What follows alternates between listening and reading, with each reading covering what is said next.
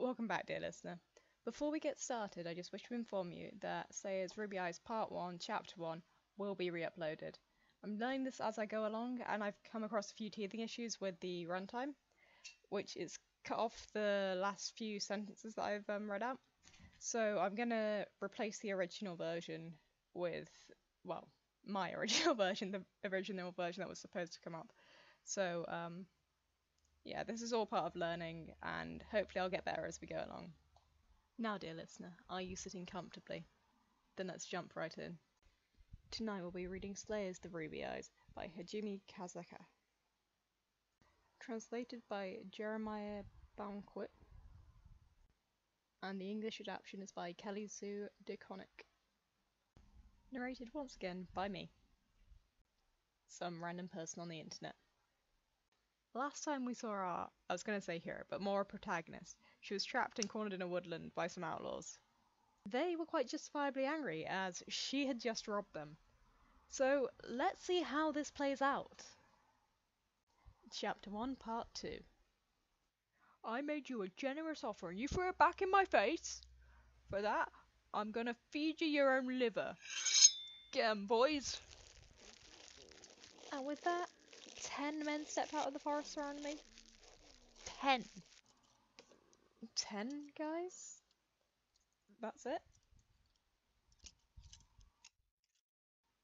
It just slipped out. I didn't want to be rude, but 10, come on. 10 is a bloody insult. Oh sure, the 10 guys were puffing out their chests and made show of how big and tough they were. Which I suppose I appreciate, but really, 10 guys. It's as if they had no faith in me. Sad. Very, very sad. For them. Oh no, that ain't all of us, Toots. Our mates are in the woods over there with razor-tipped arrows pointed right at you. I just say the word and fwang, you're a pincushion. Now, I'm gonna give you one more chance to save yourself. Right.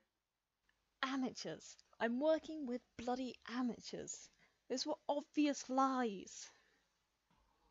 As both a swordswoman and a sorceress, I have an incredible instinct for when I'm being aimed at. If I were in anyone's crosshairs, I would already know about it. These pea-brains are way beneath my talents. This was starting to get boring. But suddenly... Shall I wait for you to call some more friends so we can have a fair fight? The presence I had sensed earlier. We all turned to see where that zing had come from. A lone, wandering mercenary materialized from the trees, morning lights glittering off the reflections from his drawn sword. Hark, is that a chorus of angels? That man was an awe-inspiring vision of wonderfulness. He was tall. He was blonde. Did I mention he was tall again? His breastplate had been forged from the scales of black iron serpents, and by any judge, his sword was the mark of an archetypical light fighter, fast and skilled. I told you he was tall, right? Did I mention he was really hot? Piece of advice, fellas. If you all take off at a dead sprint now, a few of you might actually make it back to whatever rock you crawled out from before I catch up and exterminate all of you like the vermin you are. One of you, two of you might even escape with your lives. That is, if you start running now. That's not actually a bad threat. The chatty bold beast sputtered and spewed and spat and at last shouted back. Just who the hell do you think you are, creeping out of the woods and interrupting our delicate negotiations with your ugly threats and insults, huh? If I give you my name, you might get it dirty. Oh, okay, that one was kind of embarrassing. This was all a little embarrassing, frankly. This whole thing was getting more and more cliche and harder to stomach. Not that I had any choice but to stand there. Where was I gonna go? I just stood there, probably looking like I'd swallowed a bug. That's pretty much how I felt. I mean, I shouldn't complain, right? It's not every day that a girl gets a handsome stranger sweeping them off their feet, rescuing them from such a situation. So what if I could have handled the whole situation by myself? Maybe the guy's a bit cliche, but you can't afford to be picky these days. I mean, no one's perfect. I know, I'll just play along for now. Just a little. I mean, I don't want to embarrass him if he's going out of his way to help me. You little, yeah, Would you please think of a better insult this time? His face went red again. Do you think I'd do any better this time? You impotent cad. I guess that's too much to ask. My brain cells are dying. We're gonna feed you both your livers now. Get 'em, boys!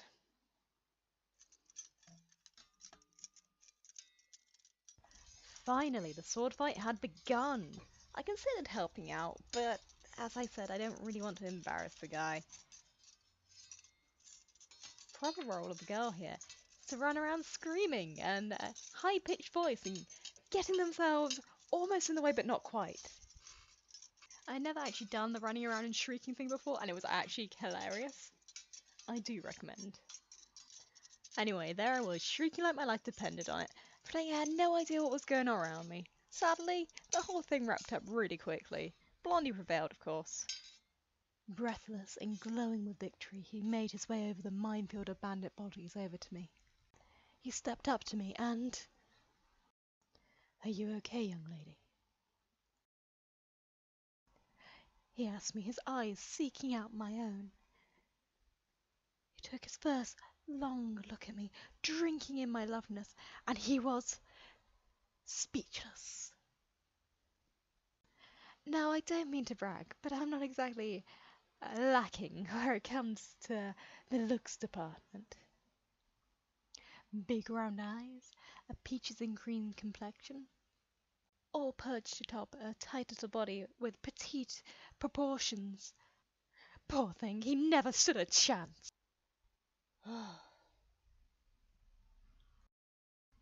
He sighed. With admiration and longing, I'm sure. When at last he did speak, he spoke quietly, mumbling, as if praying. It was barely audible whisper, and had I not been such a gifted sorceress with enhanced hearing, I probably would never have heard him say, "Oh, great, it's just a kid." Just a kid. Okay, that stung a little. But wait, there's more.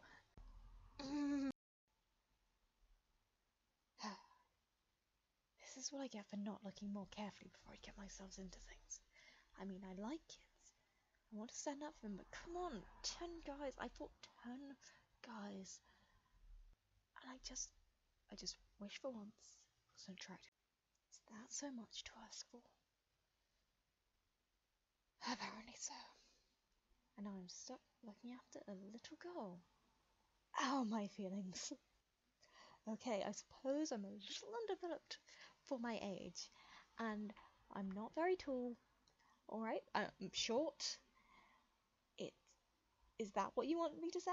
I'm short, I'm flat-chested. What's the big deal, huh? At least I can run fast, and my clothes fit, right? Boobs are just overrated, and fuck you. Why do they always find the things you're sensitive about? I'm sure he didn't think I could hear him mumbling. A normal person probably couldn't have. But for better or worse, my ears are sensitive, and this was for the worse this time. Regardless, he had helped me, and so I was obligated to thank him. Mm. Th Thank you very much for helping me. I tried to force a smile as wide as I could.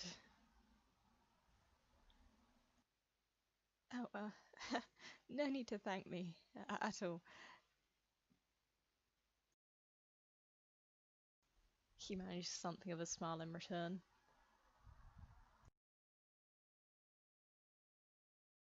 Are you hurt, little girl? Little girl! God fucking damn it, stop! I am absolutely fine. That's good to hear.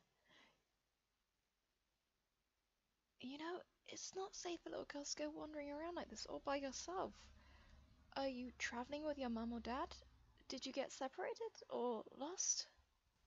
Shut up, please. No, no, no, I don't think you understand. I am all by myself.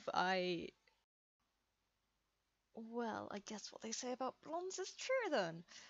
I mean, if it had been me, I'd think I'd have figured out pretty quickly that this lovely creature before me was not a helpless child.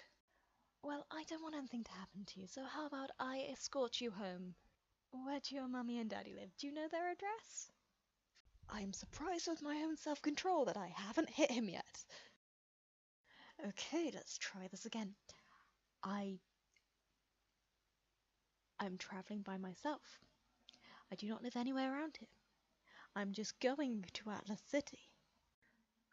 Oh, oh, I see. Well, there's no need to explain. I understand completely. You're in a pretty rough spot, aren't you? What?